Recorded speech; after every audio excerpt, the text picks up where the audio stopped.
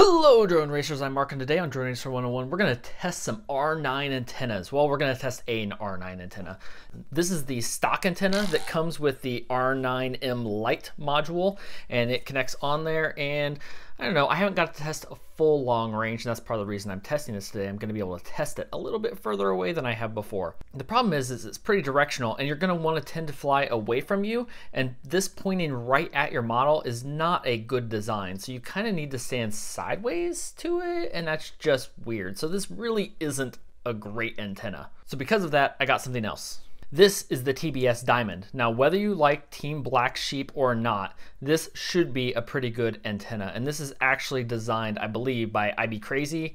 Unlike a normal patch antenna where you would have the antenna and then you want the model to go facing this way, for this one, the pattern is actually radiated out this way. So you can have the radio pointed directly at your model, which is really ideal. The only real problem with this model is it comes with an SMA connector. And that's a problem because all the R9M stuff comes as RPSMA. So we have connectors on here that won't connect together. Because of that, we need a quick and easy RPSMA male to SMA female adapter. So this is the one that you're gonna want. Male and female is so hard on these. Like, to me, these should both be the female sides, but that's not how it works. It's weird. But so, we just can screw this on here and then attach the antenna, and we should be okay. We will have a little bit of a loss because of the adapter. That's what I'm going to do because I'm going to be testing this a lot. This same exact adapter will make it work on the R9M Lite. So that's what I'll actually be testing with today. I'm going to test it once with this antenna, and I'm going to test and connect this to the radio and test with this antenna. I'm showing you all this ahead of time because I'm not going to be able to have a camera with me where I'm at today. It's all going to be FPV and audio. So if you don't want to use an adapter though, there is a different and maybe better option. You can also buy SMA connectors here. So this would actually let you replace the coupler here, so you would have an SMA instead of an RPSMA. Now, from my understanding with the R9M, it's a little bit harder. You have to solder. This antenna is soldered to the board, so you have to be able to solder that. With the R9M Lite, if you remember when we took it apart, that actually uses this same connector. So it would be pretty easy to just swap this out, open this up, and connect this up, make sure it's glued down really well, and then you can do without the adapter. I'm not going to do that because I want to test it the easy way, and I need it to be flexible and adaptable, so I'm going to use the adapter. But if I was doing this as a permanent flyer and not as a review channel, I would just get one of these and replace it inside of here. For this one, I'm not as sure. It's not hard soldering, but it's not the easiest soldering either. So we'll just see. We're going to test it today with the adapter to see how much of a difference it makes. So now we just need to get out to the field and try it. Okay, so don't mind the pool party in the background. We're just going to do a test. This is with the stock antenna. So I'm pointed right at the model now. We have analog RSSI, and gosh, I thought I would have enough range here to do a good test. But there we are, a good long ways away. We're still in the 90s, 91. I don't know, I'll measure afterwards how far away that is.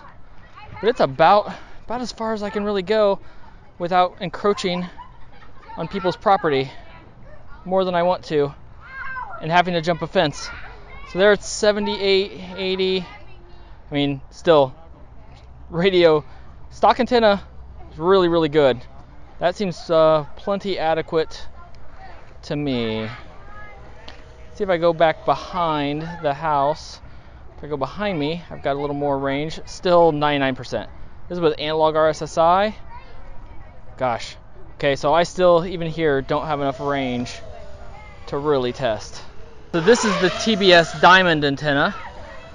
It should be a lot better than the stock antenna that I used before. Either one of these should outdo my video. So there we are at, I can't tell the humongous difference between the two. So I'm as far away as I can go without having to go over other people's fences and property that I don't want to climb. So there though, I'm at 100%. This is a lot further than I used to fly on 2.4 gigahertz. This is a 900 megahertz system. So flying back around the front of the property, we dip a little bit, but not enough. Oh, there. Oh, something stuck. Something happened. I could hear it. So I don't know exactly what happened. Here's my antenna. Oh wait, no, that's just a zip tie. There's no more antenna.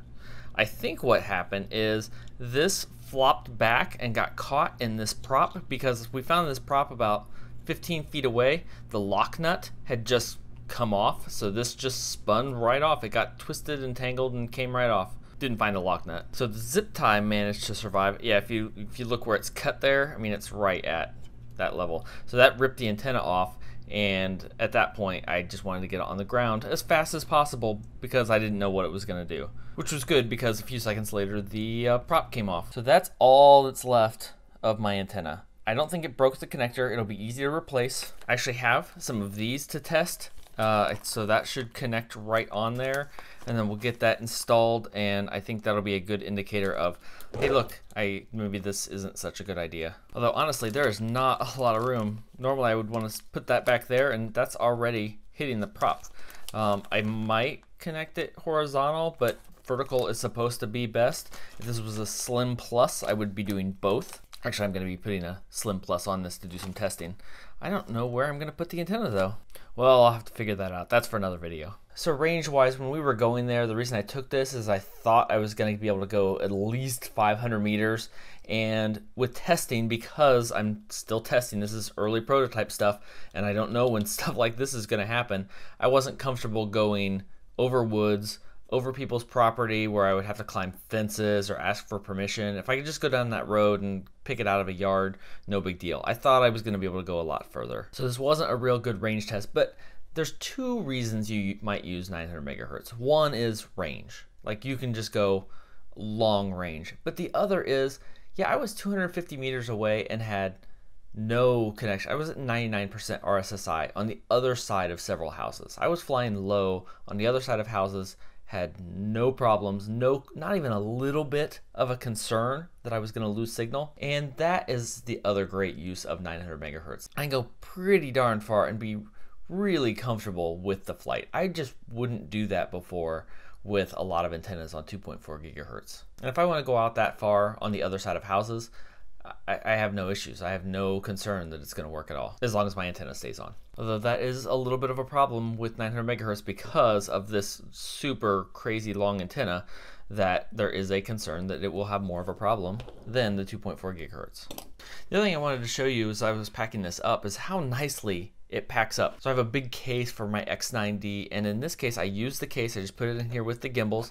I just remove the antenna, and I have both the antennas stuck up in here in this prop, and it connects and hides and fits in there, and it's nice and small. I was concerned with the bigger antennas that it would be kind of a pain, but it's really not. So if I'm carrying this around, that's where I will want to be able to take this off. And this is another case of showing exactly why RPSMA is better than SMA. I've got my connector on here, and this part of the connector is not going to wear out. This will suffer very little wear taking the antennas on and off and on and off and on and off and on and off and on and off if you travel around a lot. I don't do a lot of that, so it's not a big deal, but some people do. This is the part of the connector that will wear out, and this is the easily replaceable antenna. This piece is a lot easier to replace than the one on the model.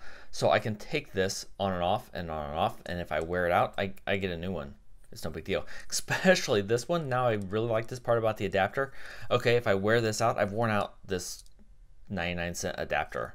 No big deal. If all of a sudden things aren't being as good as they used to be, I replace this adapter and I am back to new. Now, you're supposed to be able to adapt this. I haven't looked it up for this review, but a couple hundred times and this will start to wear out, and then you replace it with a new one. So I think that's a big case for the adapter. Just my one more SMA versus RPSMA rant. So if you found this useful, leave a like and a comment down below. I wasn't able to test this the way I wanted to today, but I'll tell you, I'm gonna use the TBS Diamond just because I know it's a better antenna. I couldn't really prove it the way I wanted to today, but it just is. I mean, it just is. So until next time, remember, this is the other antenna I didn't get to test today.